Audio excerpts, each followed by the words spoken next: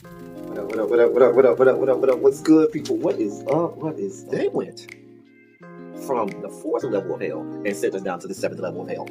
Why? Because then you got Kwanzaa pulling out her titties. The whore pulled out her titties. And these whore bags over here started feeling and fondling on her tits. My, I don't have it to do with you. Girl, you can go over there, rant and rave. Girl, you can shake all your rainbow right here all you want, dear one. I'm not doing this. I'm not doing this with you, dear one. I'm not doing this with you, dear one. I don't have nothing to do with you, and I'm done. Baby, you can scream my name from the rooftops from now till Jesus come back. I'm done after this. Introduced to Tick's meat. Do you see what I see? Did y'all really hello, casting, wardrobe, y'all let him roll up out of wardrobe with these pants on, giving us all of this, thinking we were not going to see it? We have been waiting with bated breath and anticipating all season long for the slightest glimpse, and y'all just put it out there this episode in all of its magnificent glory. Listen, that young man said, baby, you ate on this first date, you giving up the cooch on the first date, okay? Or you gonna run me my coins? Run me my cooch or run me my coins? Run me my cooch or run me my coins? Run me my cooch or run me my coins? That's our new theme song. That is the new song. Listen, somebody need to put a beat to that. Run me my cooch or run me my coins. Run me my cooch or run me my coins. This what y'all got going on. Called out Sandcastle. Sand, bitch. Oh my God, it was so funny, girl. Woo, baby, listen, let me tell you something. This shit started to turn into the precursor for some gay porn. That's what I thought it was. Because Big T is getting all, the voice starting to go deeper and get a little more wet and moist and sentimental and all this shit. And it was real gay at this point. Like, I thought the bitches was going to, I thought Lil Bird was going to turn Big T around and do him like he did Uncle Cliff and do the, grease it up with City Lube and ran right in there. It's not a coincidence that Big T started off the conversation by trying to find out if Lil Bird was fucking Mercedes, which he found out he's not. It's also not a coincidence that he would start talking about prison. Why? Because the bitches was probably fucking in prison. Girl. Uncle Cliff, you better go get your man. Big T got plans for that. Well, he had it on look like something Big Bird vomited up or something like that. Like, I did not like it. That Big Bird couture he was going for, it did not work. Like the pastor of a gay mega church on Easter Sunday. Okay, it was way too much sequins. He had on way too much makeup. Baby, his face looked like Yall Van Zap's neckline. Okay, just way too much makeup clumped in everywhere on his face. Get it together, sweetheart. Like, you're a big girl, so that gives you a whole lot of canvas. So that was a whole lot of makeup, honey. And Rico looked like he was auditioning to be one of the three kings, or he was auditioning to be the main character on Jesus Christ Superstar. Girl, Wayne, did you have on a blue thong or a blue G-string or something? If you did, I want to see. Can I see? Get me up in my DMs because I do want to see if you have a blue thong or a blue, jock strap, something like that. I'd love to see it too. Anyway, but I liked it with the turtleneck. Now, Troy.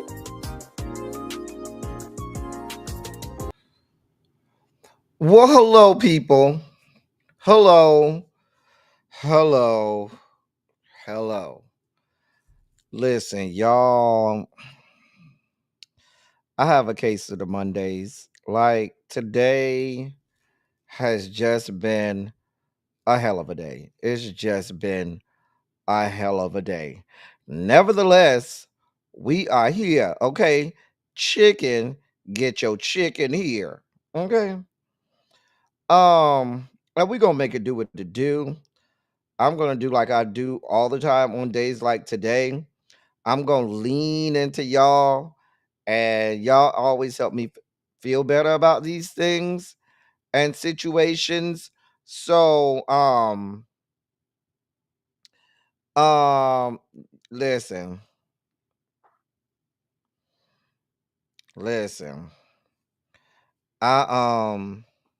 I just, I'm depending on y'all today. I'm depending solely on y'all today to help me make it through. Cause it's one of them days, okay? We having a long day. Today was long and hard, like a good piece of peen. So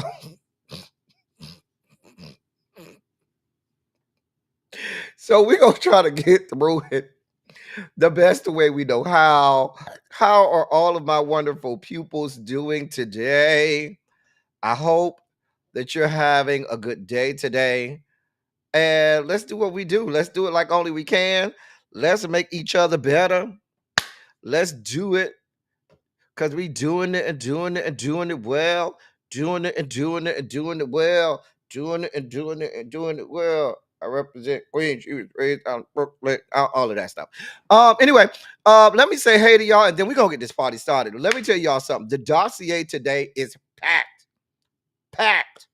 It's a lot going on in today's dossier, and we're gonna do everything we can to get through it the best that we can.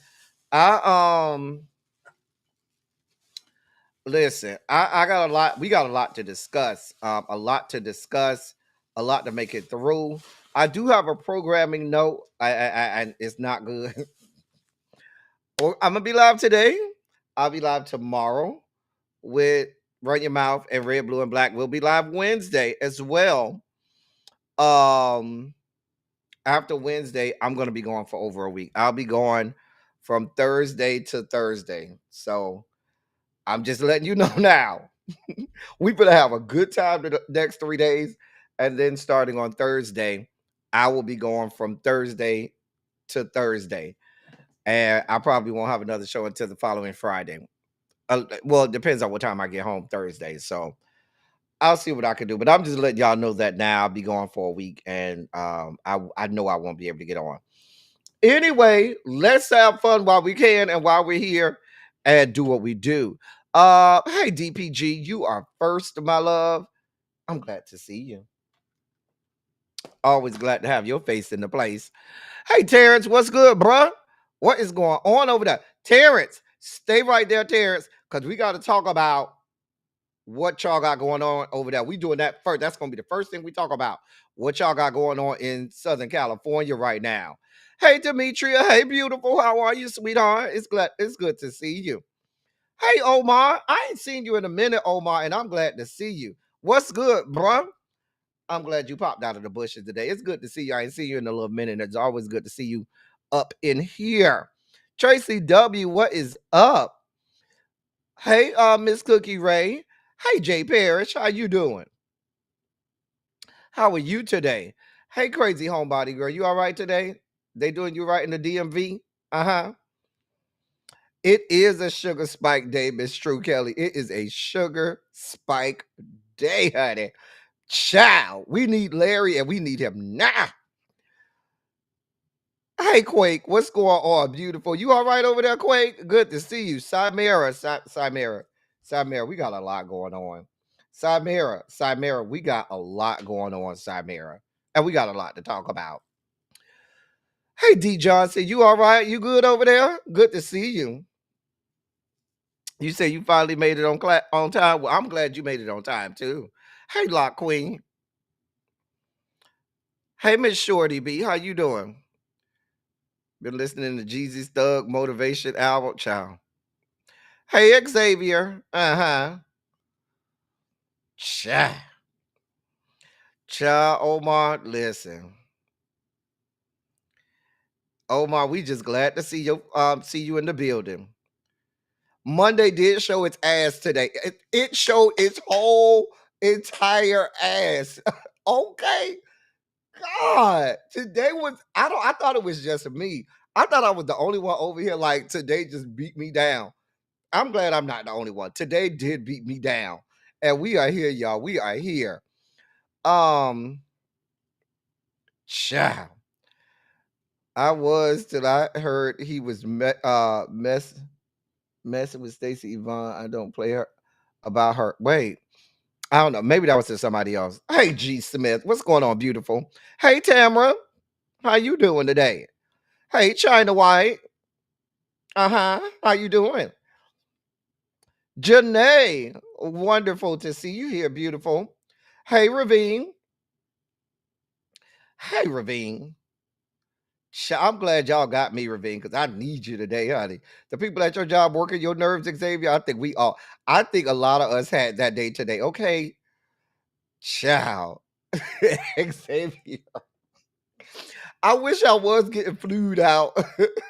It's not that. I promise you it's not. I wish I was. Listen, Siberia, it's a lot going on. Child. They cost 102.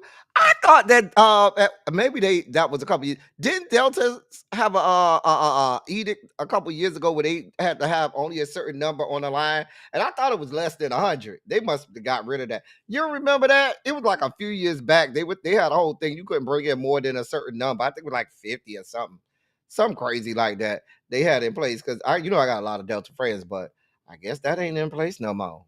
Cha. Listen, I don't know. I don't know what to tell you, Demetria. I'm gonna do my best to try to peek in and say hey to y'all, but this is my Tanya know where I'm gonna be at.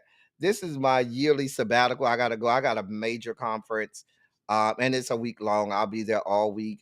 A lot of big stuff could be happening, and I gotta be there.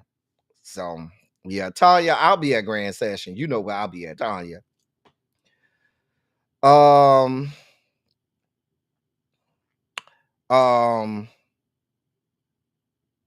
Yeah, I got a lot of members only videos y'all could go watch. That's what I'm saying. Or some old reviews. Here's my recommendation of what you could do while I'm out. Watch David Makes the Man, start from season 1, watch the episode, then watch the review afterwards. Do it like that. So if you never watched it, go back and watch David Makes Man, watch the episode, start from season 1, episode 1. I did both seasons. Watch the episode, then watch the review. They coincide. If you already seen David Makes Man, watch. I'm trying to give y'all some of my reviews. Lovecraft Country. I watch these videos. Okay, watch Lovecraft Country. Watch the episode, then come back. Watch Lovecraft Country, and then watch my review right after it. Those are some of my best reviews. If you really just want to laugh, go back and watch some of my old Love and Hip Hop Atlanta and Love and Hip Hop Hollywood reviews. They make me laugh. They really make me laugh. Child. Yeah. Those are something. Or Greenleaf. We had some great Greenleaf reviews back in the day. If you ever want to see the one video, I cried on one video. There was one video where I cried on the actual video, and that is Pose. I think I did. I did both.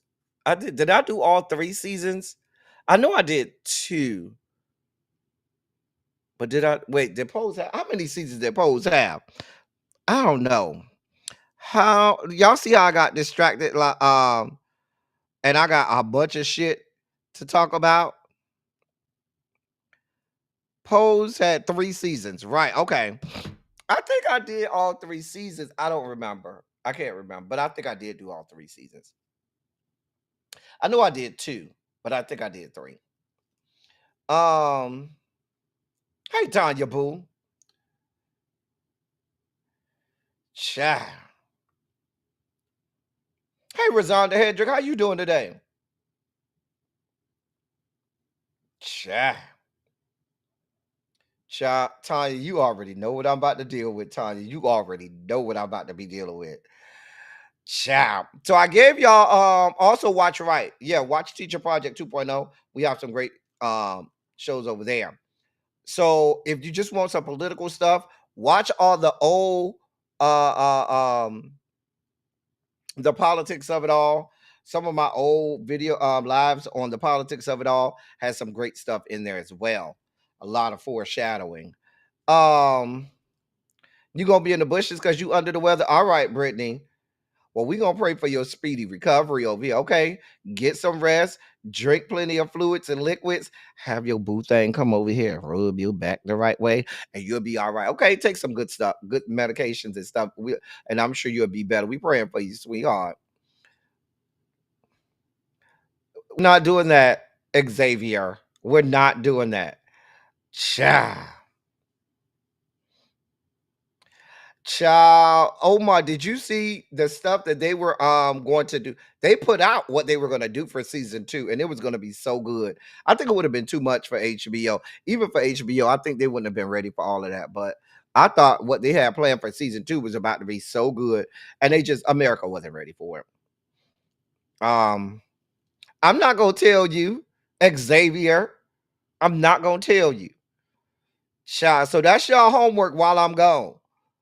While I'm gone, y'all can watch some of the old reviews. Leave a comment. Child. Yes. It's a bunch of old reviews y'all can go watch. Okay.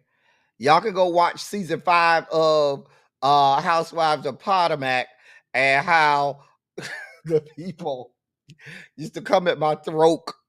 But I did used to be out of order on that one. Some of the old Chasing Atlanta and Chasing Dallas reviews was out of control too. Ciao. Hey, Ella MVP. Mm-hmm.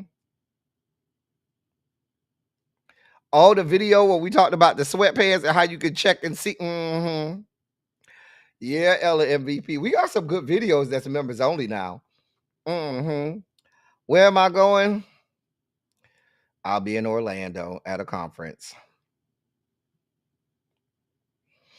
Anyway, let's get this party started. Ladies and gentlemen, non-binary, gender-conforming members of our audience, I bring to you the late, great Larry Myers to help us usher in our Sugar Spike segment.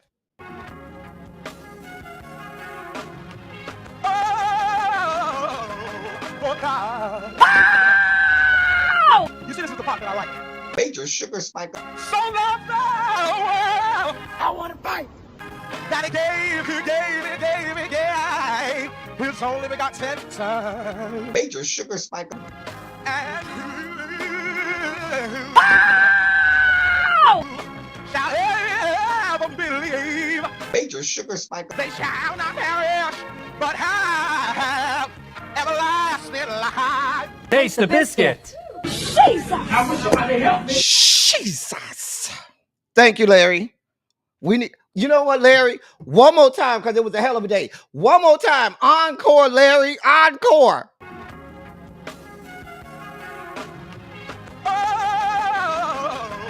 Oh, God. You see, this is the part that I like. Major sugar spike. So loved the world, I want to fight. That he gave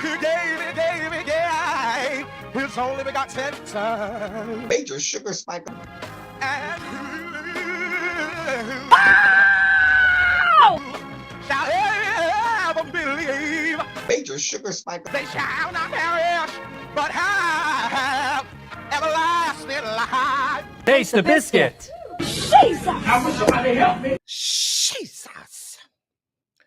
Thank you again, Larry. We needed that. We needed that because it's been a hell of a day. We sure needed that. Thank you, Larry. This is not what we're doing today, Xavier.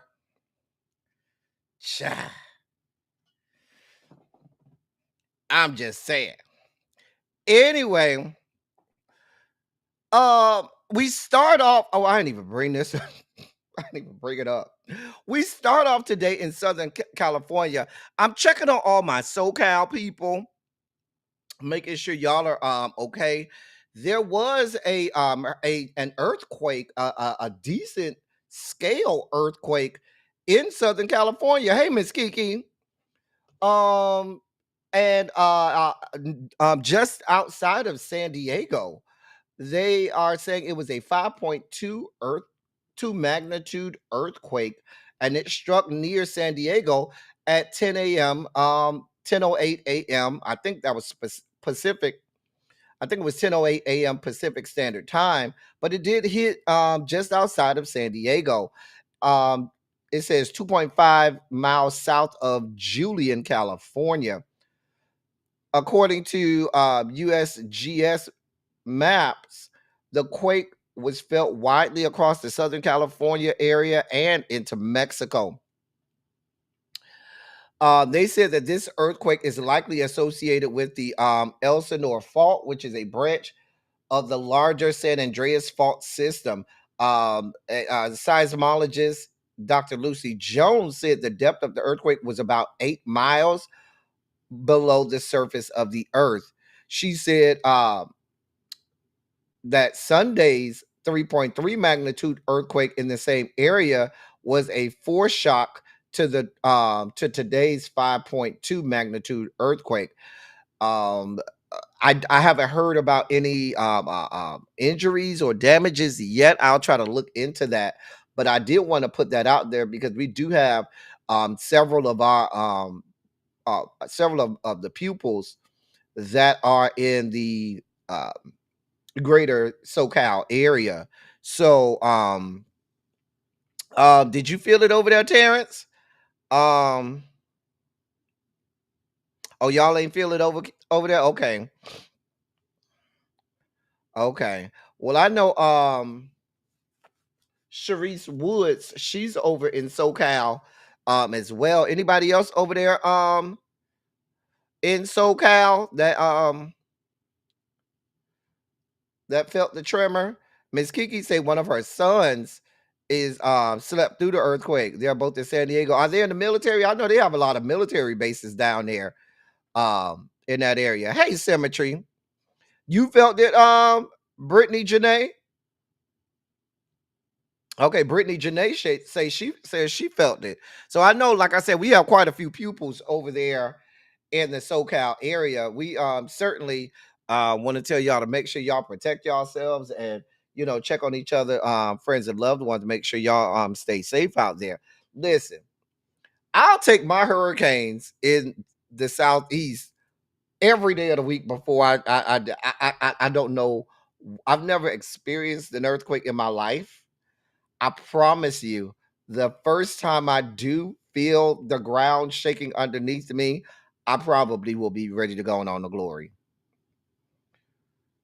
I probably will be ready to go on the glory. I just don't know how I would handle the whole ground shaking, like the earth shaking. Like I literally will probably crawl in a fetal position and not know what to do. So, but we're praying for all of y'all in the SoCal area. Make sure y'all stay safe. I'm sure that y'all may be used to it, or y'all may know what certain protocols. Don't tell me that, Tanya. Please don't tell me that, Tanya. Because I promise you, Tanya, I can't. I can do every hurricane in the world, but baby, I can't do the ground shaking. Um.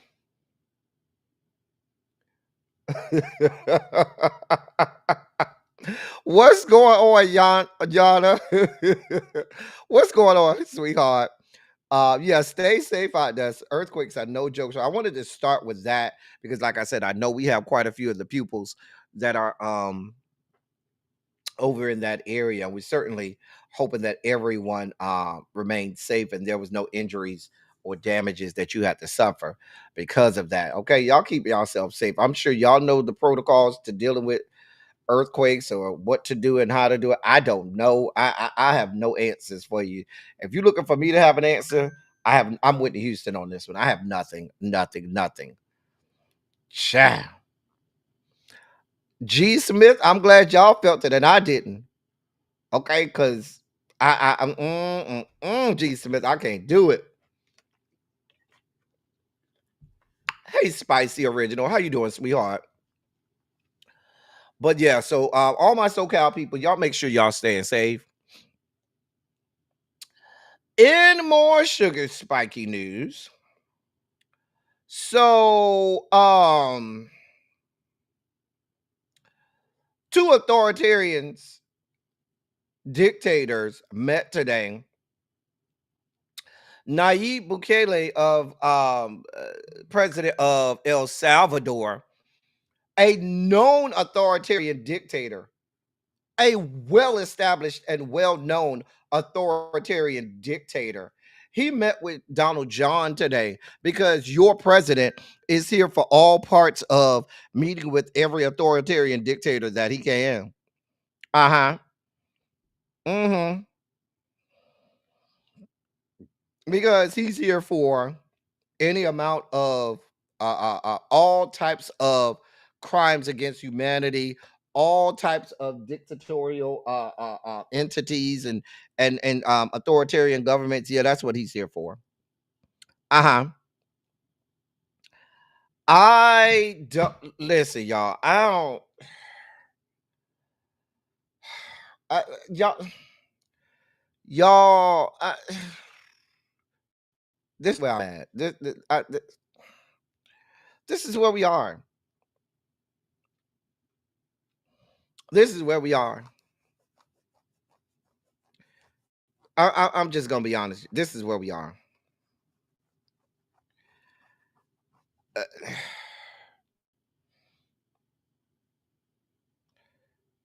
Uh, I'm just saying. Hey, Montrez, what's good, bro? Because it's so out of order at this point. Now they came out and said today, fuck the Supreme Court and fuck how they feel.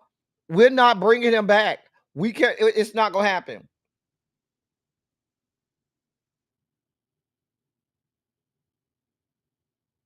I'm just saying. They said it's not happening. The president, um, the president of El Salvador referred to the man, um, from Maryland, as a terrorist, Kilmar Abrego Garcia. So the Supreme Court, said that the government had to facilitate him being returned back to these yet to be United States of America.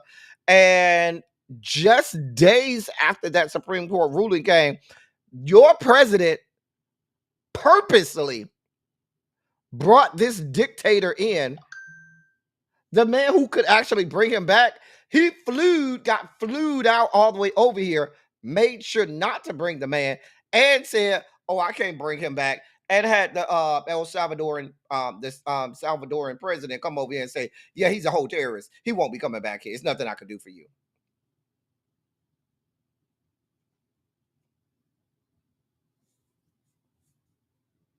Now, Stephen Miller is going on all of the news outlets he can, because now, since your president has doubled down and said we ain't bringing him back, Stephen Miller crawled up from out of the 9th level of hell to say, "Oh, y'all been getting this shit wrong. It was not an error. It was a mistake. Oh, bitch, we sent him there on purpose. He was an illegal immigrant. We don't give a damn about the court order not to have him sit back. Oh, it wasn't a mistake. We sent him there on purpose." That's what they said. Direct and willful violation of the courts. But I think we already knew that. I think we already knew. They knew good and well. This was not no administrative error. It was none of that. It was done on purpose. It was done on purpose. Because you can't tell me, what you can't do is tell me that you are paying the Salvadoran government $6 million a year to house prisoners, and then you say, "Oh, well, once they're over there, there's nothing we can do. They're in the Salvadoran government control." Really? Mind you, this is the same administration that said they absolutely are open to sending United States citizens that are in federal prisons over to the same Salvadorian prison, CCOT. They've already said that. They've already said, "Oh, hell yeah, we're here for sending U.S. citizens over there. If the Salvadoran government will have them, we'll send them right over there to their prisons." And so what happens then? We're going to do the same thing. This is the setup. And so while you people are taking breaks, sitting stuff out, resting on the couch and in your bed, they are setting up to send your loved ones over there. Because who you think going over there first? When they start sending American citizens from federal prisons over to the Salvadoran prisons, who you think going first? I want y'all to answer that for me. I just want to know. Who you think they sending? While y'all over here saying we checked out, we on chill mode, right now. We gonna let everybody else handle it while we on chill mode, like y'all done did a fuck thing to be chilling about.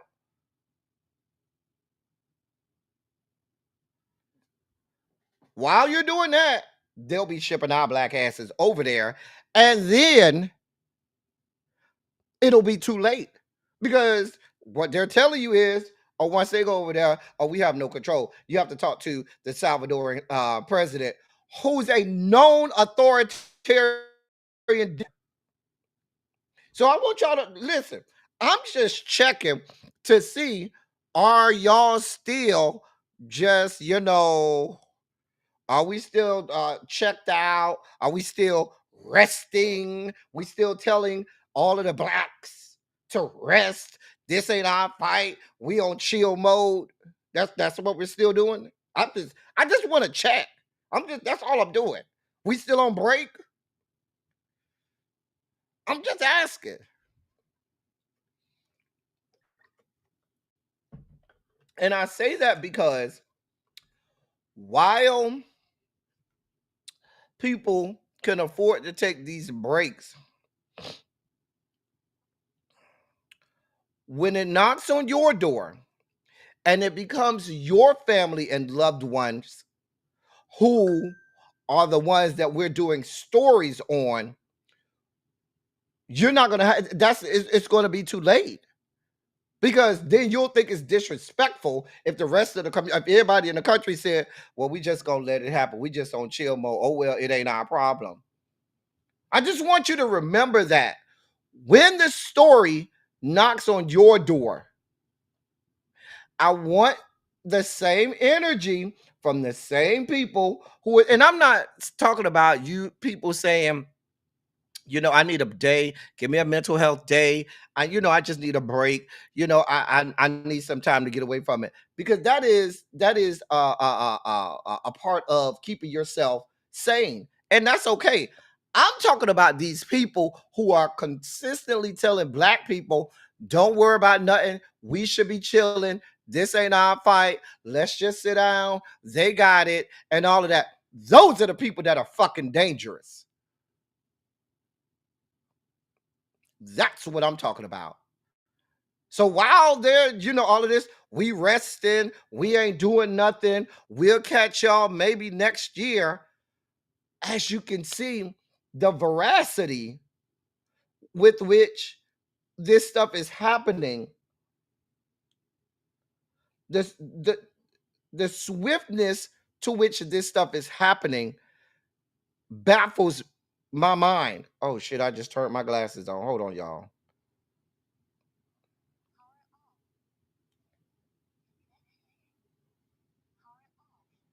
All right, there we go. Had to turn my glasses off. But yeah,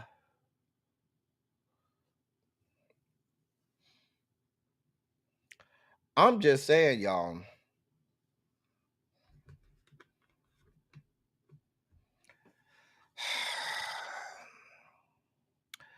In more news, so this happened today.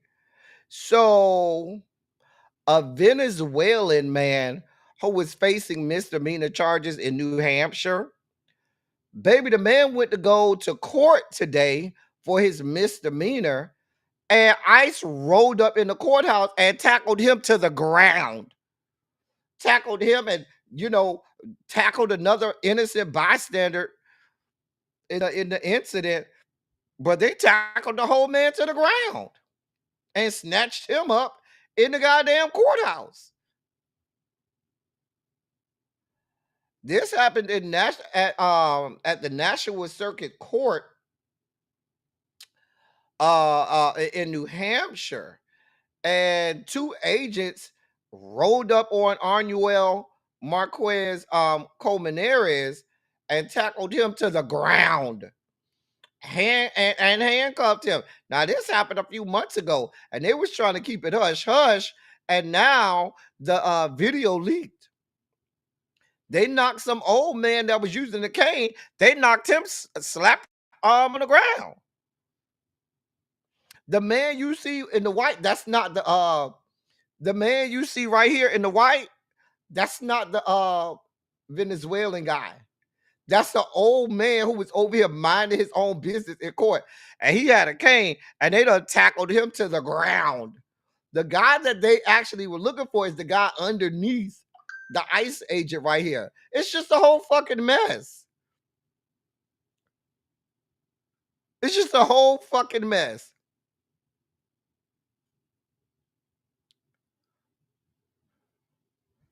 Just a mess. I'm telling you, y'all are expecting the courts to hold up. It's not, the dam is breaking. The dam is breaking, okay? There's there's nothing holding this up anymore. It's just not happening.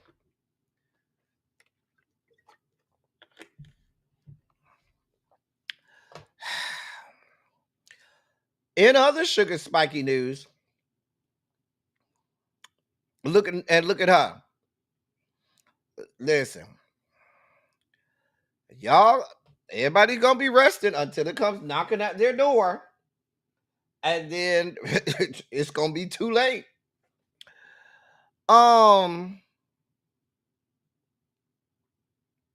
Harvard University finally grew a pair of balls. So they are now the university president University President Alan Garber announced today that it's enough of the fuck shit. They rejected Donald Trump's demands for that the administration, he sent a letter to the university telling them that they needed to change numerous policies, including around protesting and diversity, equity, and inclusion programs, and in order if they wanted to keep federal funding. Well, the university president finally grew up a sack and came out with a statement today. He said, quote, "No government, regardless of which party is in power, should dictate what private universities can teach, whom they can admit and hire, and which areas of study and inquiry they can pursue," end of quote. They said that they will continue to engage in reforms, but whatever reforms they make will not be mandated by Washington, D.C. Now, we know that the Trump administration is going on after several universities. Harvard receives $9 billion with a B dollars in federal grants and contracts. That the Trump administration said is all in jeopardy of being withheld if they don't bend the knee and comply with Trump's demand. In a statement from the university's legal team, they said, quote, "The university will not surrender its independence or relinquish its constitutional rights. Neither Harvard nor any other private university can allow itself to be taken over by the federal government. Accordingly, Harvard, will not accept the government's terms as an agreement in principle," end of quote. And like I said, that's coming from the Harvard University's legal team.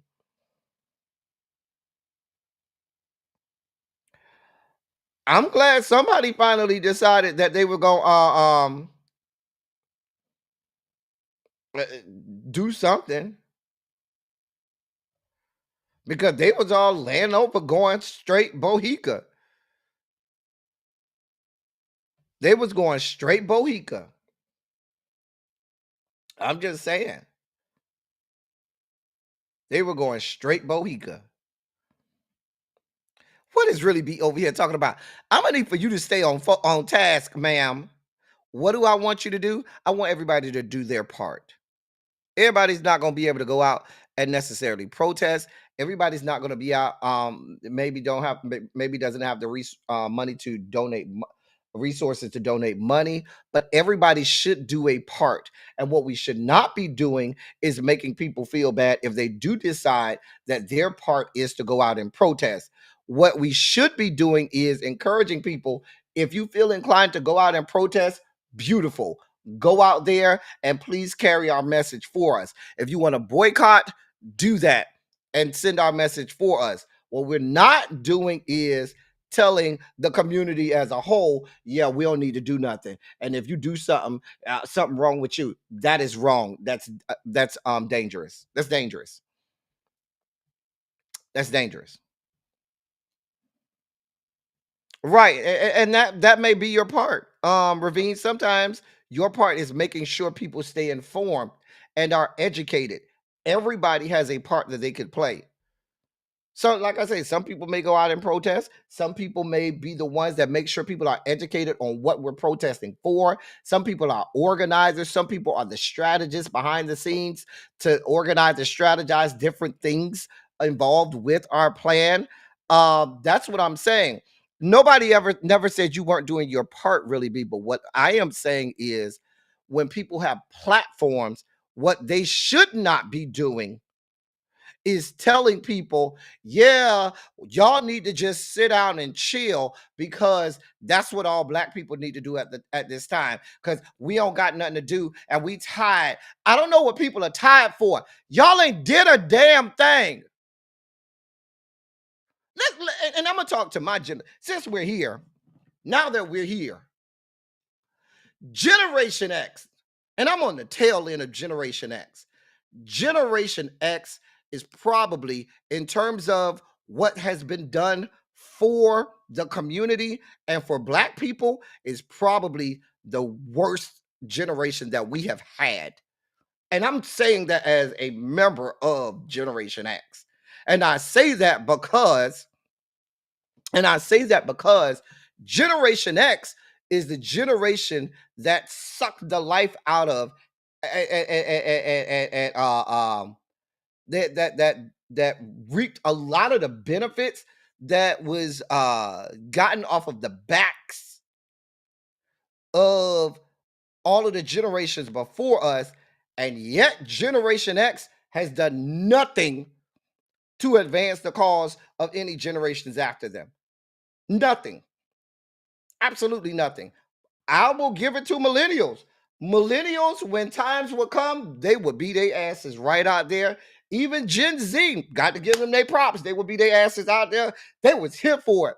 But the Gen X's are the ones who say, "Oh no, we ain't got that type of time." Mind you, Generation X reaped the benefits of the hard work, the back-breaking work that was done by all of the previous generations. And then when it's our time to pick up the fight, to pick up the mantle, now you got Generation X saying, "Oh well, we finna rest and be bothered because you don't work doing what?" Generation X grew up in the 80s and 90s. Y'all ain't have that kind of fight in the fucking 80s and 90s where you was out there beating the streets and shit. There wasn't none of that in the 80s and 90s. There wasn't even none of that in the early 2000s. None of it. None of it. Y'all ain't have none of that. And people out here, "Oh, I'm tired." I'm tired from what? You haven't done anything.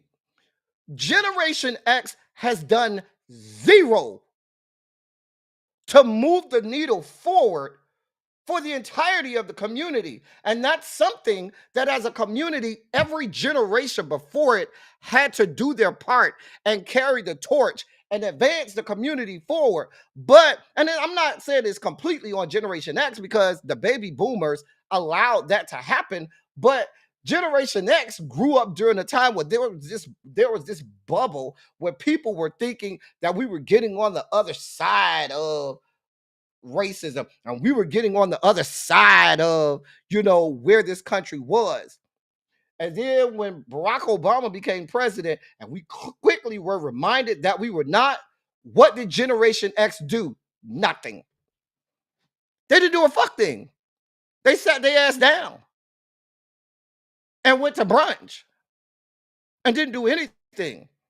Because let's be clear, when 2020 came and you had BLM and all of that, that was not led by Generation X. You know who was the ones on the front lines with BLM and all of that? That was the millennials and the older Gen Zers. Those were the ones who were out there beating the streets, while Gen X did the same fuck thing that they're telling people to do right now. Oh, we chilling, we tired, we ain't doing nothing. And you ain't did a fuck thing to begin with. And then you have the nerve to tell people who do want to go out there and try to effectuate some change that they should be made to feel bad because they want to go out there. It's laughable. That's a dereliction of duties. It is wrong and it's negligent and it's dangerous. And those people that are saying that, these are the people who, if they were around during the slavery times, they would have been the ones saying, oh, well, we need to just appreciate that what we got here for massa. We got us a house and we could take care of our kids and we just need to be happy. They would have been doing that. That's what they would have been doing. When Jim Crow era was here, instead of saying, I'm gonna be out here, they would have been the ones saying, no, I need to be sitting down because I'm concerned that I might get arrested. I'm concerned that I might, end up getting beat. I'm concerned that and like I said, it's always the few. There's always the few that effectuate change for the many. And I am not saying that everybody has to go out there. What I am saying is do not be on the front lines yelling at people and making people feel bad because they do want to go out there. Because going out there is their part. Everybody plays their part. Everybody plays their part. Everyone has to play their part. And people have different parts. And that's the point that I'm making. You do your part, they do their part, everybody play their part. But don't make people feel bad for playing their part. That's what I'm saying. That's what I'm saying. And I don't really feel like that comment is needed because I think that's I'll call you really because that comment to me is off-putting. But I'll say it like this. We have to understand the moment that we're in and meet the moment. And meet the moment. That's it. That's all. In more news, maybe this will get people alarmed because apparently the one thing that the people care about is their media and their outlets and mechanisms by which that they can watch their favorite shows. So, in our next sugar spiky story, in our next sugar spiky story, but really, that's why I'm here on my platform. I give my opinion. That's what I do. I give, and it seems dismissive that you kind of diminish it to, okay, well, just give your opinion. That's why I have a platform where I can give my opinion, and it just comes off dismissive when you are telling me while I'm on my platform, giving my opinion that, oh, well, that's your opinion, as if, it's a dismiss it and almost discredit it. That's just kind of how I feel about that.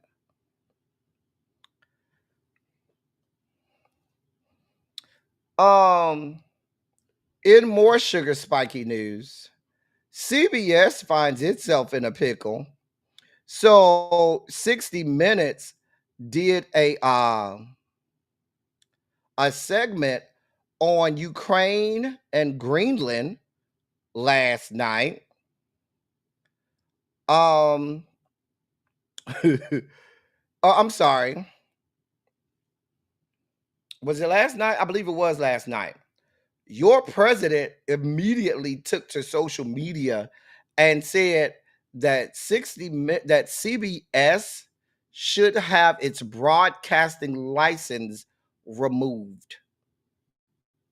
Now, while you all may be saying, "Oh, well, he's just doing the Trump thing," if y'all have not noticed, the man will say something and be dead ass serious. And now that the commissioner of the FCC works for him and was appointed by him, do you think that they're not looking at ways and mechanisms with which they can go after the FCC can't go after CBS and say and snatch this broadcasting license only because um only because he disagrees with what they said? I'm just being honest.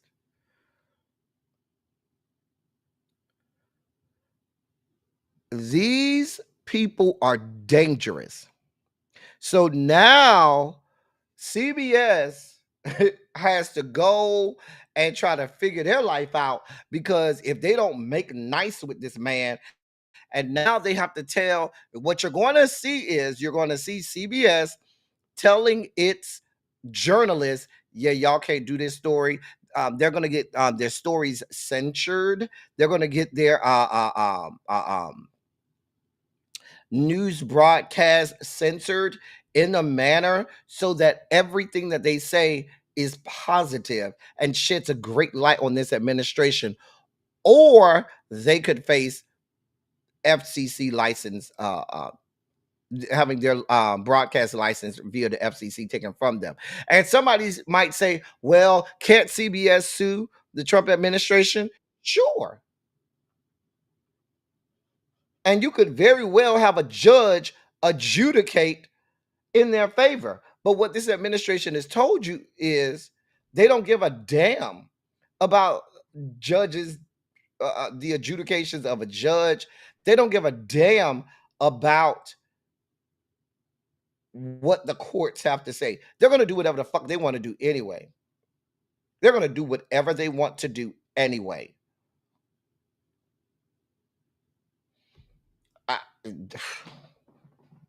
And let's be clear, if a broadcast license is taken, they're not just saying, oh, certain programming, that's the broadcast license. That means thank you for coming. Please drive safely. And now all of those great shows that you may enjoy on that network is now gone.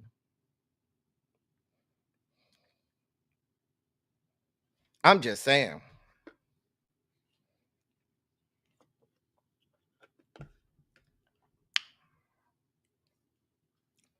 They don't need us to do that. They've already started doing that without you being out there. They've already started. It does not matter. They're not just waiting for us to install martial law. If you check, and I was going to do a story today, it just didn't get into the dossier. They have already started that.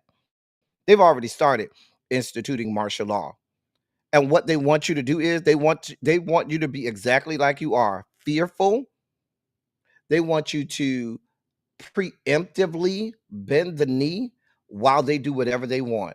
And so we as a people are going to have to decide, are we just going to sit back and say, well, because I'm afraid of what they're going to do, that I'm just going to stay at my house and preemptively bend the knee while they strip away whatever rights that we have? Or are we going to stand up and say enough is enough?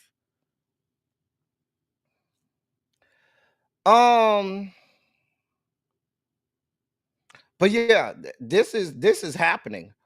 They do not give a damn.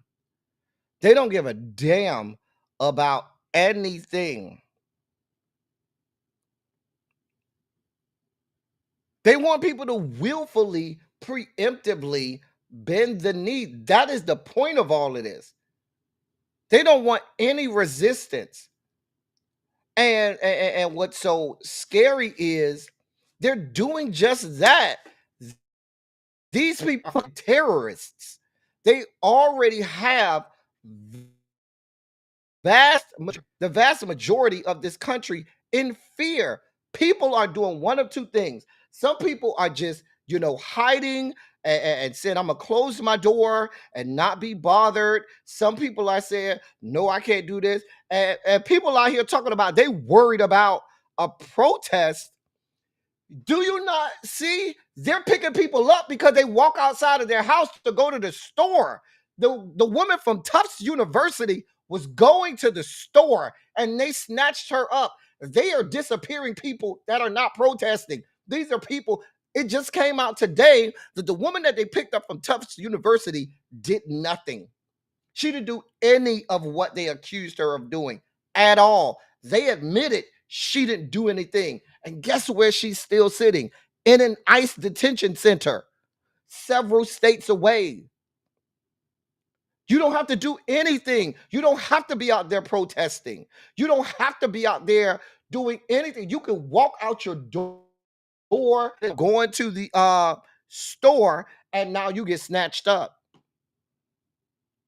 Your loved one gets snatched up. Hell, I might go out the store and go to get groceries, and because I have negative things to say about Donald John, they can say, yeah, we don't like that. We don't like that you speak out against the government. It's just snatch me the fuck up. And what are we supposed to do? We're supposed to cower. We're supposed to be in fear. That's what they want. And what they want you to think is, yeah, don't go out there and protest because we got the martial law. Meanwhile, back at the ranch, that is a red herring for the fact that they're going to snatch you up just because. Just because. They just snatching people like they don't have nothing to do with protests. Nothing. Nothing at all. Yes. That's why I say this is not time to be resting. If anything, we should feel emboldened because hell, they snatch us up and kill us at reckless abandon. They've been doing that for decades now before we even had protests.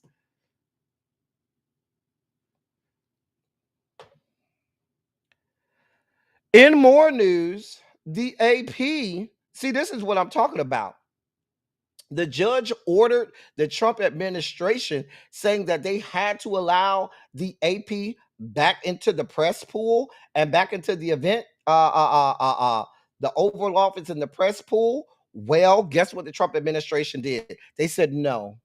And they still, in direct violation of a court order, barred the AP from entering the Oval Office or from entering segments of the press pool that goes on Air Force One and other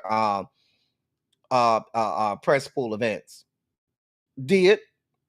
And a federal judge ordered them last week to restore the Associated Press's access to the White House. And they said, fuck you and fuck your adjudication. Hell no. And they still said no. They still said no. They don't, this is terrorism. This is how authoritarianism works. This is how dictatorship works. What they want the people to be is afraid.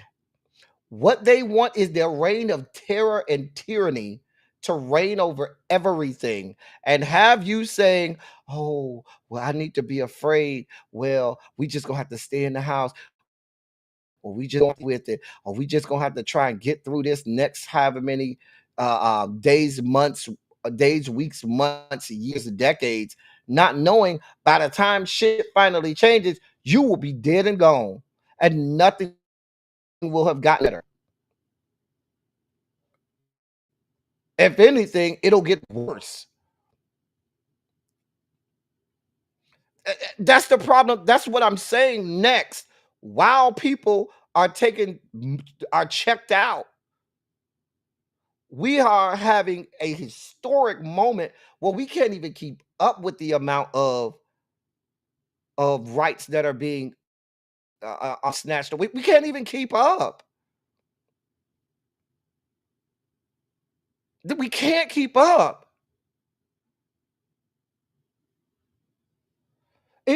Terrence, I know you just got here this year.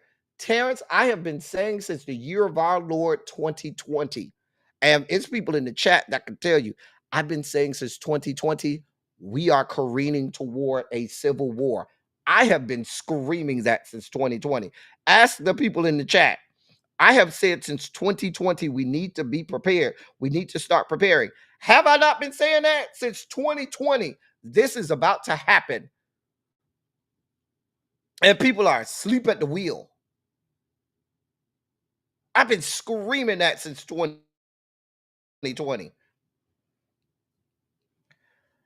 But yeah, this is willful violation of court orders. That's why I say they don't give a damn.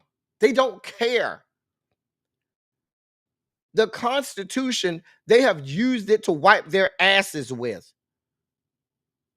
Rule of law, what the fuck is that to them?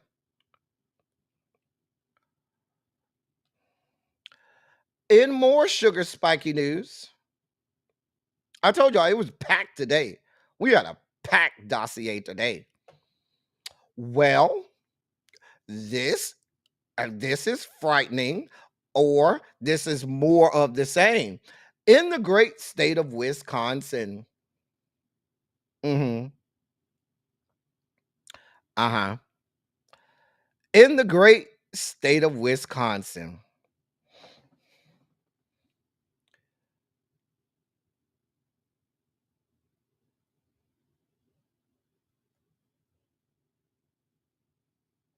What happened is this: the municipal clerk in Wisconsin's capital city has quit amid investigations into how she failed to count nearly 200 absentee ballots in the November election. Madison Mayor Satya Rhodes Conway's office announced City Clerk Maribeth Witzel-Bell resignation today. The mayor's spokesperson, Dylan Brogan, said Witzel-Bell submitted her resignation on Thursday, but the mayor had to wait to announce it because her contract granted her several days to change her mind. The Wisconsin Elections Commission launched an investigation in early January after learning that Witzel-Bell had failed to count 192 ballots and didn't inform the commission until December 18th. More than a month after the election and weeks after canvassing was complete, conveniently. The ballots didn't affect the outcome of any races. Those are the ballots that we know about. But 4 Madison voters whose ballots were uncounted have filed claims for $175,000 each from the city and from Dane County, the first steps toward a lawsuit. It was another blunder for Miss Witzel-Bell after she announced in September that her office erroneously sent out up to 2,000 duplicate absentee ballots. The mayor suspended her in March and launched an internal investigation, saying that the move was necessary to maintain public confidence in the clerk's office. Mayor Brogan said that the investigation has ended and a report could be released as soon as the end of April. The Elections Commission is scheduled to discuss its investigation at a meeting this coming Thursday. Now, Ms. Witzel-Bell was making $152,300 per year.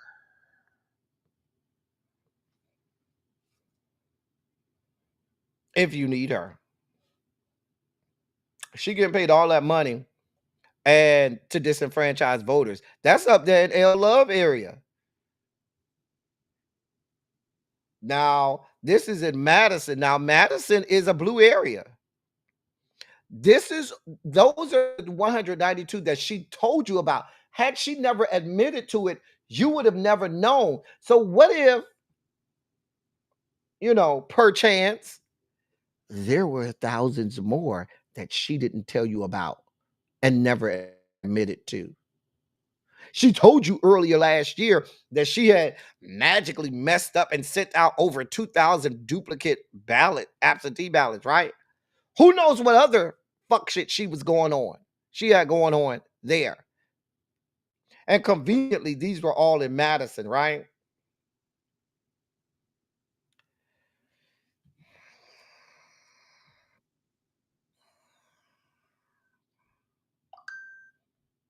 A mess. A mess. A damn mess. And we expect her to you know, to tell us the truth? Girl. Let's move on. I will vote for Donald Trump. Yeah, those people. Now, listen. I'm not here for the deportation of whole groups of people. You know what I'm saying? I'm not here for that at all. However, if I was going to be here for a group of people to go back, I'm not here for that. Let me preface by saying that. But if I was, it would be the Cubans, because those are some of the most racist people. I keep telling y'all, I done grew up with these people. The Cubans that are here in these yet to be United States of America are far more racist than their white counterparts. I'm telling you, that's how the fuck you get a Marco Rubio. So when they get ready to send these people back, because I'm going to tell you what's happening, I hope they start with Marco Rubio raggedy ass family. So here's what we got going on. If I was in the business of wanting people to go back, it would be these fuckers. More than 500,000 Cubans in the United States reportedly face potential deportation as the Trump administration seeks to end special privileges for Cuban migrants. The move comes as President Donald Trump continues his mass deportation efforts. The administration's efforts are threatening protections offered by the Cuban Adjustment Act of 1966. The law was meant to protect Cuban migrants fleeing the island nation over fears of political persecution and other factors. Now, you should know that the Cuban people is the one immigration group who get their applications skipped to the front of the line.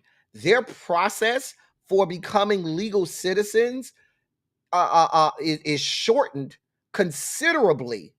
Only for them, there's a carve out literally only for Cuban migrants, which is why Cubans have been afforded the opportunity to vote Republican, to vote against every other minority group, to vote against every other migrant group, because the people descended from the Caucasus Mountains here in these yet to be United States of America have always allowed these people to, I mean, they did get rid of wet foot, dry foot, because it was way worse before Obama ended wet foot, dry foot. When there was wet foot, dry foot, that meant the moment they stepped foot onto U.S. soil, they were a legal immigrant immediately. They immediately took them in, processed them. Baby, you're a legal immigrant. No matter how you got here, no matter your circumstances. That's what wet foot, dry foot was. It ended under Obama, but you still had the Cuban Adjustment Act of 1966. Now, this came in lieu of the Bay of Pigs situation and all of that. And Cuban immigrants, they have always been afforded. They have always been afforded what some would deem an unfair process when it comes down to their immigration status. Because please be clear, there are hundreds of thousands of Cubans that are here illegally. Now, I want to know, Mr. Rubio, since you around here deporting everybody, I want that same energy, sir, when your cousins and them down there living in Tamiami and the Kill, all of your people in the Palmetto, the Coral Park area, all of your people in Little Havana. I want the same energy for these people. Right, D. Johnson. They're racist not just against black people. They're racist against their own against Hispanic and Latinx people. They're just as racist. Just as racist. They feel like they have their own mantle of white privilege and breastplate of white supremacy. So now, Marco, I want you to keep that same energy. Please, please, sir. Because they say that the Trump administration is now targeting these 500 plus thousand Cubans. Now, watch you see Ronald DeSantis, okay? Little Ron, governor death sentence. He's going to rail against this. You want to know why? The state of Florida depends on the Cubans in South Florida, in Dade and Broward and Palm Beach County, to go Republican. That's how they were able to flip the largest county in Florida. The largest county in Florida is Miami-Dade County. And Miami-Dade County is, I think, 58 or 59% Hispanic. They are. The bulk of those Hispanics that are in Miami-Dade County are Cuban. And that's how they were able to flip. Now, in recent history, they've also been able to flip the Puerto Ricans that live along the I-4 corridor in Orlando area and surrounding neighborhoods, and even going over to Tampa. There's a lot of Puerto Ricans in that area. They've been even able to flip them because they thought that they promised them that they would be treated like the Cubans are treated. The Venezuelans had long been fooled into thinking they were free of being considered like everybody else. That's why the Venezuelans have been so mad about Trump and the Republicans shipping them back, because they have been promised that they would be treated like the Cubans. They promised the Venezuelans that. They promised the Puerto Ricans that. And that's how all of those groups flipped. Because there's a huge Venezuelan contingency in Miami-Dade County as well. And that's how all of those key areas flip. And that's how Florida went so deeply red when Florida is actually a purple state. And they made promises to these people, and now they've spit in these people's faces. I'm telling you how this is going.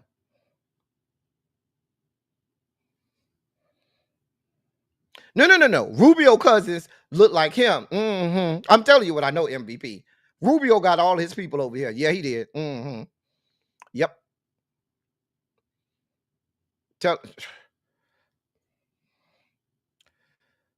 I have no understanding for these people. I will vote for Donald Trump. I have no understanding for these people. Go with God. While you're sleeping and resting,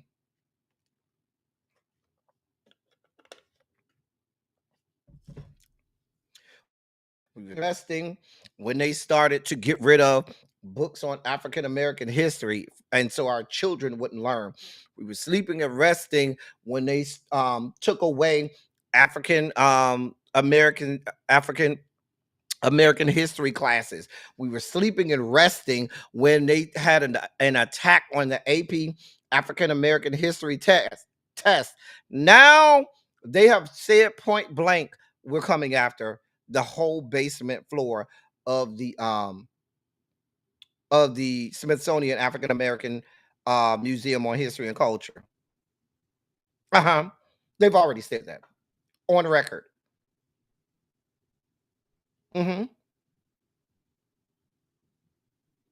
This is because while they're saying, "Oh, we're resting now," these people have been resting for the last several years. These are people who said they tired and they resting, and all we asked you to do was get in the line and vote. And I guess getting in the line and vote was too much to ask for these people. And so I don't know. I don't know. But the museum that, Black people literally from around the country poured billions of dollars into, poured billions of dollars worth of artifacts into, so that our story could be told, so that no one would forget what was done to us, is now about to go up in smoke while we're resting. Anybody going, are we still just going to be resting when it's time to, we're not going to fight for this either. This is not worth it. It wasn't worth it when they took out all of the books out of the library that dealt with Black history, right?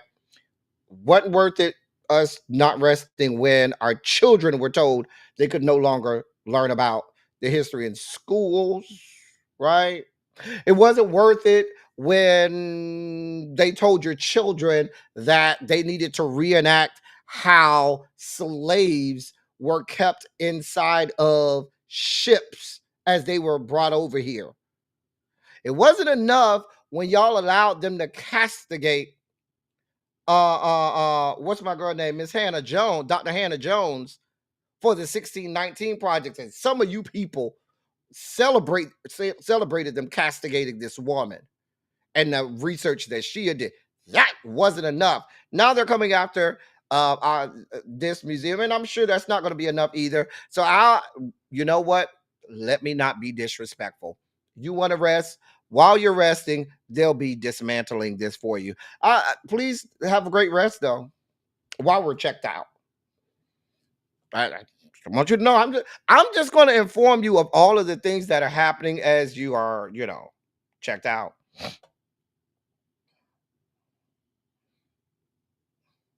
I mean, what's it gonna get to? Them saying that we need to be shackled up again? That's what we're waiting for them to say, that we can be shackled up again. I'm just asking. I don't know.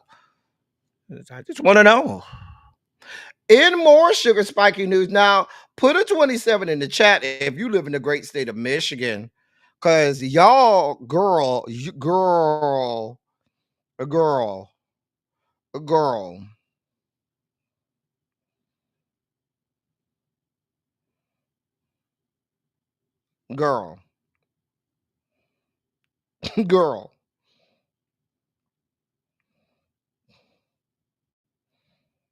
Mm. What y'all girl, Siberia? What is your girl out here doing? Because this ain't my girl, Siberia. You could call that your girl. The woman you see trying to hide her face is Michigan Governor Gretchen Whitmer. This didn't end well.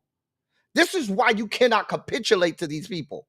Because when you decide that you're going to try to bend the knee, they go out of their way to try to embarrass you, okay? When you say, you know what, I'm going to just go ahead and do what they asked me to do, that's not enough. They're going to go out of their way to make an example out of you, even if you willfully and preemptively try to go along with their fuck shit. Even if you try to do that, they will go out of their way to embarrass you. Insert Michigan Governor Gretchen Whitmer.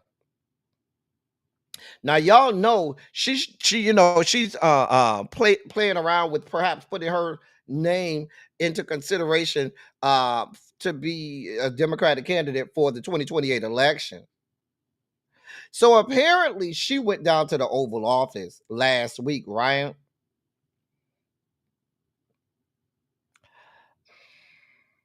She went to go talk to your president to try to, I don't know if she was trying to kiss the ring, trying to negotiate with this terrorist. I don't know. But there were, several governors that went there, and she was amongst them. She said she wanted to discuss Michigan's ice storm and that happened in northern Michigan and the state's defense assets and tariffs and other issues, right? So while she was there bending the knee, they quickly brought in the press pool, quickly brought in some executive orders for him to sign while she was standing there. And so now everybody's snapping photos and snapping pictures of her over there having meetings with this man. And now it doesn't look as good. And they purposely, it has come out that they purposely held that executive order literally, and we come to find out they were supposed to meet earlier in the day, and they purposely had her and those other governors wait until just before he was about to sign these executive orders. And then conveniently, while they're at the tail end of their meeting, they usher in the press pool, usher in everybody to come watch him sign these executive order. And now she's standing up there looking like Boo Boo the Fool. Stupid ass. Oh, they set her up. They set her up. This is what they do. I mean, when you willfully bend the knee to these people, then I told you the point is cruelty. Cruelty is the point here. You could go over there and say, "Oh, I'm going willfully," but these are not the people that you could go over there and try to play nice with, because these people don't play nicely. Because when you go over there to reach your hand out to try and shake their hand, they're gonna slap your hand away. Or matter of fact, they might chop your hand off just to see your arm leaking. Mm-hmm.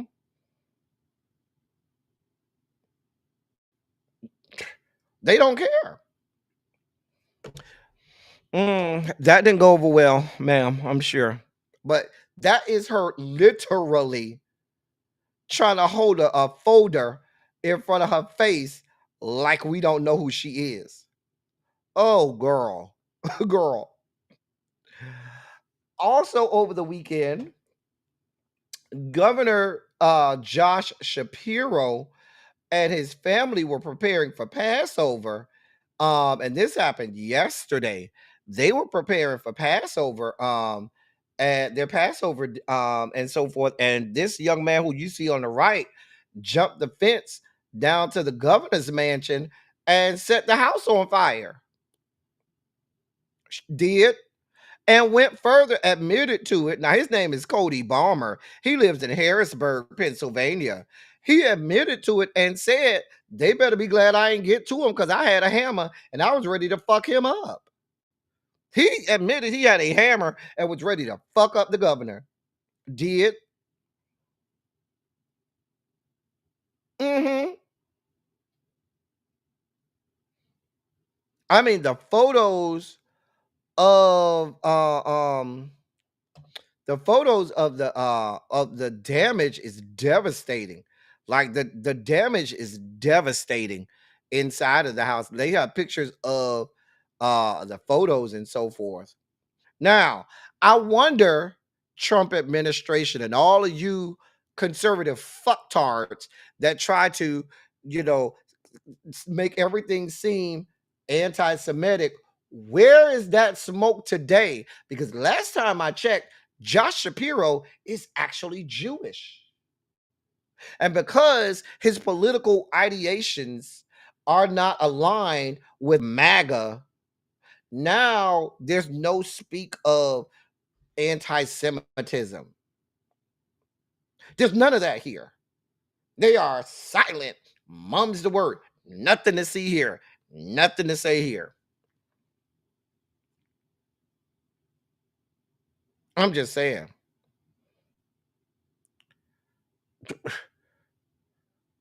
This is what we got going. The man burned.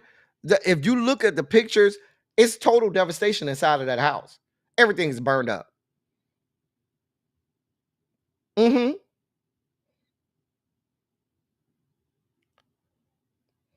They don't got them kind of balls. They don't. They don't have them kind of balls. The mama says she called the police agency 4 times. You're right, Diamond Pearl Jim. Says she knew it was a problem. Now we know we have a severe mental illness issue in this country, but the problem is the weak as police departments, they harp on. Now, had his ass been black, he would have been in jail a long time ago. But the real terrorists that we have are these domestic terrorists, and they don't look like us. But if they don't look like us, then they don't have that type of time. Oh no, it's no problem here. They black, then they come to snatch you up. I'm just telling you what I know. Mm-hmm. But we don't hear the other side say anything about anti-Semitism here. Nothing to see here. Nothing. They burned the man's house to the ground. Just a mess. Oh, I thought we will not forget What happened to, because conservatives are the main one. Remember, we had a whole diminution of the rights of citizens of these yet to be United States of America dealing with 9/11, September 1st, 2011. And we will never forget. And we have ceremonies every year. Well, I guess we're forgetting. I guess America is falling to dementia, maybe some Alzheimer's or something. I don't know. But apparently, nobody is left unscathed. A program that provides free healthcare to first responders and survivors of the World Trade Center terror attacks has been in turmoil for months, with services cut, restored, and cut again as the Trump administration's restructuring of the federal health department. Following the most recent cuts, groups representing survivors and even Democratic U.S. senators say they have no clarity on how the program will continue to provide benefits. Quote, this is bureaucratic cruelty, end of quote. And that's according to Michael Barash, an attorney who represents thousands of first responders and survivors of the 9/11 attacks. Mr. Barash himself was a downtown Manhattan office worker on September 11th. He went on to say, quote, you've got people with, quote, post-traumatic stress disorder, which was diagnosed from all the body parts they were picking up, all that trauma. These people rely on treatment. Can you imagine their level of anxiety? Their level of anxiety is skyrocketing, end of quote. Now, the World Trade Center Health Program is run by the CDC under its worker safety arm. It's also run by parts of the National Institute of Occupational Safety and Health. Both agencies, which are organized under the Department of Health and Human Services, have come under severe attack by the Trump administration. And now that they've defunded those agencies, they've summarily defunded this. Oh yeah, they were in the house. They were actually in the house of Miss Shorty B when he burned the house. When he burned the house, they were in there. They had to call 911 and get out. So we're talking the administration who professed that we would never forget. Y'all may never forget the attacks, but you forgot to continue to fund these people's health health insurance and health care because y'all don't give a damn.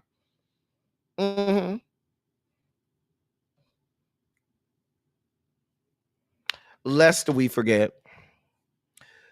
In some sad news, it's being reported that is Kyron Lacey. Now it's being reported that he chose to end his life. Now he was facing criminal charges stemming from a fatal car accident he was involved in this past December. And there was a 78-year-old man who died in Louisiana as a result of a car of him and the car accident that he had. Now he was slated to be a first round draft pick in the NFL in this upcoming NFL draft. And they confirmed yesterday that he decided to take his own life. Now he had been charged with negligent homicide, felony hit and run, and reckless operation of a vehicle. He was released on $151,000 bail, and they were expecting him to be drafted. But and from what individuals that I know within NFL circles told me, the team that was projected to perhaps get him was prepared to have the full arm of their legal team help him with this case. So he was going to have people that were going to, you know how they do, as long as you can, help them make some money, by getting out there and putting your life in danger with CTE and injuries and stuff like that, they'll do whatever they can. Now, they said he was driving recklessly and speeding and passing in a no passing zone. Um, um, and when a motorist had to swerve to avoid his Dodge Charger, um, crashed head on into another vehicle. And that's when the 78-year-old man died at the scene. So this is just tragedy after tragedy, too much loss of life. So you have the 78-year-old man who died. Now he's another Brandy. Well, Brandy didn't choose to end her own life, but he unfortunately God. He unfortunately did. I'm certainly not laughing at his situation. I'm laughing at the Brandy reference. But unfortunately, it's just a tragic story all around. The 78-year-old man died and didn't have to leave here because you driving recklessly. And now this young man had his life tragically ended early. Moving on, in our last sugar spiky story, I'm way behind, way behind, way behind. In our last sugar spiky story, now in the great state of Colorado, a funeral home owner had been accused of leaving a woman's corpse in the back of a hearse for over a year, and was also subsequently was accused of improperly stashing the cremated remains of at least 30 other people. So he held the woman in the back of a hearse for over a year and improperly stashed the cremated remains of at least 30 people. Notice I said at least 30 people. Well, he pleaded guilty in court today to one count of corpse abuse and one count of theft. His name is Miles Harford. And he's out of Denver, Colorado.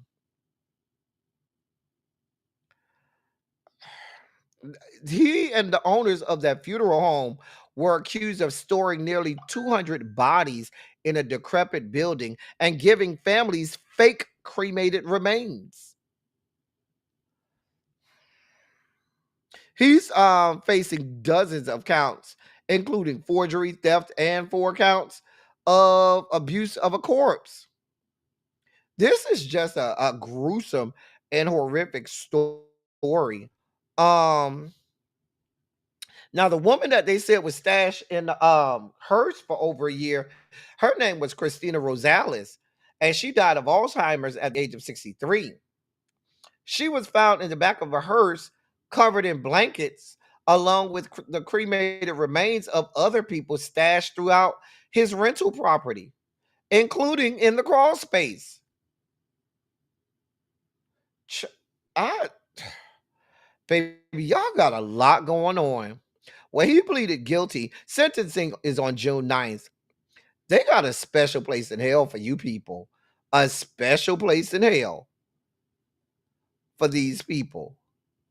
Hey, TJ, what's going on, beautiful? Child. Hey, Uncle Jay, y'all got a lot going on. Baby, the way, listen, y'all know how black, y'all, I don't, when I looked it up, the guy was white. I'm going to assume this is a white funeral home because y'all know how black people is. Y'all messing with black people family, that man wouldn't have made it to court. I'm just telling you what I know. The man would not have made it to court to plead guilty fucking around with black families. I'm just telling you what I know. I'm telling you, Janae, I think this was just a white funeral home with white people because you know how black people are. You're not gonna fuck with their family. No, you're not. No, you not. No, you not. Just a tragedy altogether. As we move on from the sugar spike segment and deeper into the dossier, um, the yeah, I saw the one in Houston where they said they had them bodies in that building that they was doing construction on, and they ain't even have no damn air conditioner in that building. The lady was over there crying, saying that her mama, who's supposed to be cremated, or grandma or whatever, they just got her sprawled out, laid all out and stuff. It was a mess. I saw that video. That was a mess. Hey, Cassandra. Cassandra, black people don't play by their family, honey. They don't play them games.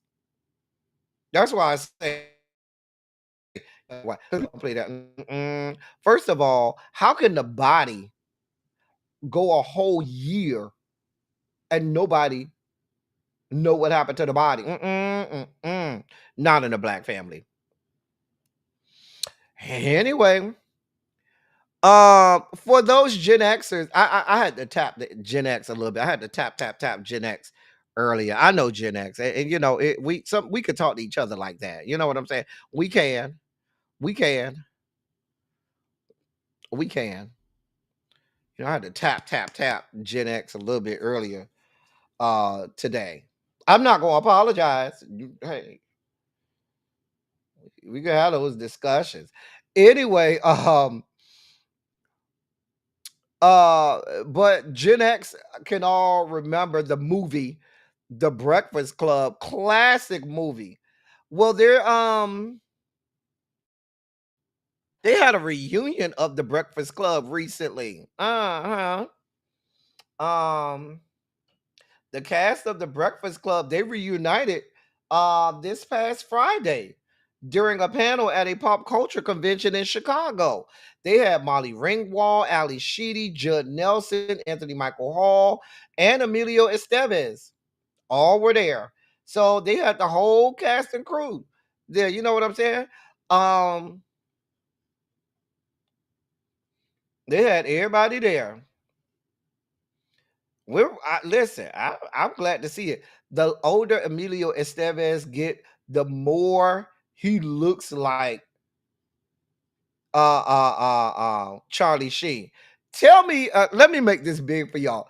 Tell me he don't look like his daddy, Charlie Sheen, right there. Emilio Estevez right here. Tell me he don't look like his daddy, Charlie Sheen. He looked just like his daddy. But we was glad to see them. You know, some of us, that's a cult classic. The Breakfast Club. That's where, you know, where you think Charlemagne the God and them get the name from. You know what I'm saying? That was a great movie. Don't you forget about me. Now look at who we have here. Child. Now look who we got here. You want to tell us what you was doing, Paul? Now where the hell you been at, Paul? Now where you been at? I said Charlie Sheen. Huh? I meant Martin Sheen. Y'all know I meant Martin Sheen. I meant Martin. I said Charlie. I meant Martin. It's the Sheens. You know what I mean. And I said Charlie. I said Charlie Sheen. I meant Martin Sheen. Matter of fact, it's so funny because I was just talking about the West Wing yesterday. I was just talking about the West Wing yesterday. But that was cool for them to get together. Y'all know we love The Breakfast Club. That is a great movie. Don't you forget about me. Come on now.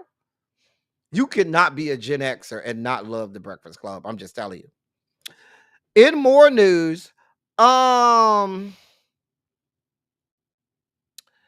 so Brittany Edie claimed she ain't have no gun during the incident. I don't think we really care. We don't. Ma'am, ma'am. Ma'am, just let it go. We didn't need you to respond at this point. You should have just shut the fuck up and let this all blow over. Let's just be clear. Ma'am, shut the fuck up. They let you stay on the show, which they shouldn't have. Both you and Kenya needed to be gone. They let your ass stay on the show. Shut the fuck up and leave us the fuck alone and collect your paycheck. How about that? We don't care if you had a gun or not. Ma'am, the threat alone was enough for you to be off the show. But girl, you're still here. So just be glad and leave us the fuck alone. Ma'am, go with God. I have nothing else. This man is vile. If y'all thought it wasn't bad, if y'all thought he would not cross certain bounds, well, he is going even further. Here's what he said, quote, "You know that day when your noises when you hear noises coming from your mom's room and you find out she's a lesbian and you're like, "Mom, that's my babysitter. You're sleeping with the employees. See, I got it from you, Mom." End of quote. So now he's outing his mom for sleeping, for being a lesbian and sleeping with the babysitter, and now joking about your dead mother, talking about, "See, I got it from you, Mom." I I I, I don't have any. I can't. I can't. I just can't. I just can't. I just really can't. I just really cannot. Mm-mm. I cannot. I have no words. Sir, go with God. Megan Z was at Coachella and thought she was above the law this weekend. And Megan Z got showed real fast. Baby, we're not here for this shit. So Megan Z had her microphone cut off while performing at Coachella last night. And there are several videos that you can find on social media. She had just finished performing her song "Big Old Freak" and attempted to have her have the band or the, DJs or whatever play Mamushi. I don't even know the name of the song. And the people down to the Coachella was like, "Hey, boo, you need to get off stage. Your set is over, sweetheart. Please get on off. I don't know who you think you are. Get on off." She then gets on the microphone and say, "Don't y'all," quote, "don't y'all do that, do the hotties like that," end of quote. She didn't want to get off stage. After the end of her set, she was still up there. She said, "Run Mamushi back for the motherfucking hotties." Um, then she said, "Well, bitch, they said we gotta go." She thought they was gonna let her play it. Baby, about a minute later, they shut that microphone off and said, "Baby, they shut the whole microphone and everything off. Thank you, boo. Thank you for coming. Please drive safely." That's all we got for, man. We have nothing else for you. Ma'am, get off, get off. Get your ass off the stage. We don't give a damn. Get your ass off our motherfucking stage. Now, we tried to tell you to get off the stage and you thought it was going to be cute. You thought you could keep your ass up there. You thought it was going to be all right. Baby, they told you to get off. Megan Z. They told your ass to get off stage. And baby, you thought it was cute. You thought you could be like, "Girl, do you know who I am? I got you." Well, you and the hotties can get off stage. I ain't going nowhere. Play Mamushi. Cause I play the Mamushi for the motherfucking hotties. Girl, we told you to get off stage. Girl, you tried to go into your set, shut down. Click. Thank you for coming. Please drive safely. We love you down, Megan Z. But baby, the people said you had to get up off their stage. I don't know what to tell you. You heard the people. Because you even said on the microphone, they telling me we got to wrap it up. Yes, ma'am. They telling you got to wrap it up. You thought you was going to stay out there and do your big one? Baby, the people said, nope. Baby, the people said, this is not a black establishment. We are not allowed you bitches to go overtime. All of this, oh, they gonna give me some extra time. No, they will not. You know us black people, we'll give you, okay, girl, you want to do, all right, girl, do your little extra song. All right, girl, we're gonna shut you down. Baby, the white people said, girl, the white people said, girl, no, ma'am, get your ass off our stage. Thank you for coming. Please drive safely. That's what they said. Girl, I don't know what to tell you, Megan Z. I don't know what to tell you. I don't know what to tell you. Anyway, we about to get up out of here in just a second. We got to going on over to really be real quick. Jonathan Majors, he says he is in his rebirth period. He said, quote, "Something had to die or I was going to die," end of quote. Okay, sir, go with God. Did he plead guilty today to those extra sex trafficking charges that he had? He also stated that it's also come out that they're going to show the freak off videos to the jury. Can I get on the jury? How do I go about becoming a New York resident? Who address I can use so I can become a New York resident and get on this jury? I want to see the freak off videos. I'm just saying, because they say they're gonna show the jury the freak off videos, and I'm here for see all of the freak off videos. I'm just saying that I just want to know who address I can use. Ravine, can I use your address? TJ, I can use your address. I just want to use somebody's address so I can get on this good jury and watch the freak off video. That's it. That's all. Y'all let me know. No, but did he die? Y'all let me know if I can use your address. That's Xavier's boo thing, Sean King. Ain't that one of your boo things? Ain't that one of your boo things, Sean Kingston? Xavier. Well, they took him into custody because he couldn't post bond. He failed $100,000 cash bond following his wire fraud conviction. And they took him into custody. Thank you for coming, sir. Put on these Gucci bangles and carry your ass into jail. Maybe Xavier can help you out and put some on your books or something like Xavier. Go put some on his books. Now look at Paul. Paul said, "I want to see too, girl. I want to see, girl." Now put a 27 in the chat if you know you want to see these good videos. Don't be like that. Don't act like y'all don't want to see it. Just put a 27 in the chat if you want to see these videos, because I know I ain't the only one that want to see these good videos.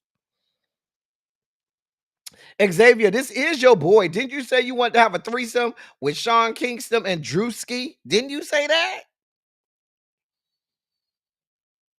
I'm just saying. I want to see the videos. In our last story of the day, y'all, I don't want to hear nothing else from Princess Love. So apparently, they got caught making out and shit down to the Millennium Tour and stuff like that. Girl, here's the video. Y'all sound good. Y'all sound good.